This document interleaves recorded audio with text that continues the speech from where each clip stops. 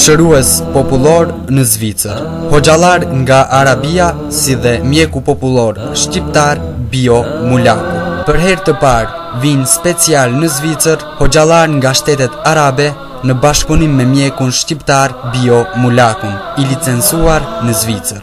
Zoti është qenie e madhërueshme, përveç ti tjetër nuk ka, e ti është gjithçka që është në qej dhe në tokë. Ai di që është para dhe prapa nesh, ai është i madh dhe i madhërueshëm.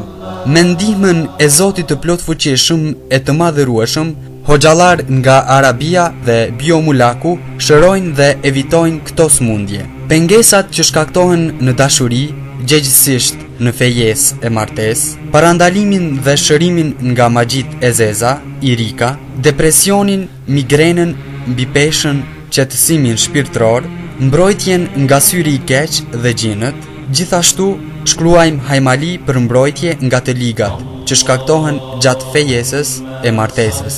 Shërojnë dhe shumë smundje të tjera. I drejtohem Zotit të njerëzimit, të na ruajnë nga keqja e asaj qenie që bën për të dyshuar dhe për të menduar keq, e mandej largohet, e cila hedh dyshimin dhe mendimet e këqija në gjoksin e njerëzimit, qoftë ajo që është nga gjinët apo nga njerëzit. O Zot, ne prej Teje kërkojmë ndihmë, prej Teje kërkojmë falje dhe prej Teje kërkojmë udhëzime.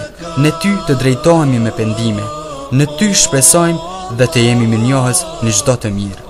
Vetëm Ty të adhurojmë, për hir Tënde falemi dhe për ulemi në tokë, vetëm ka Ti anojmë dhe përpiqemi duke shpresuar në mëshirën Tënde.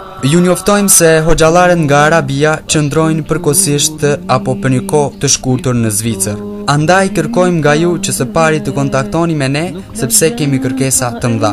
Dhe pikërisht këtë mund ta bëni duke telefonuar në 0041 076 349 44 60 ose në 0041 076 398 03 63. Tretmani ju mundësohet vetëm nëse caktoni termin. Paraprakisht tolerohen rastet urgjente. Për fëmijët dhe familjet e dëshmorëve, këto smundje i shërojmë falas. Paqim shpëtim ne dhe të gjithë robët e mirë të Allahut. Deklaroj që vetëm Allahu është Zot dhe deklaroj që Muhamedi është rob i Zotit dhe i dërguari i Tij. Lutjet dhe falënderimet i takojnë vetëm Allahut të Madhërisëm.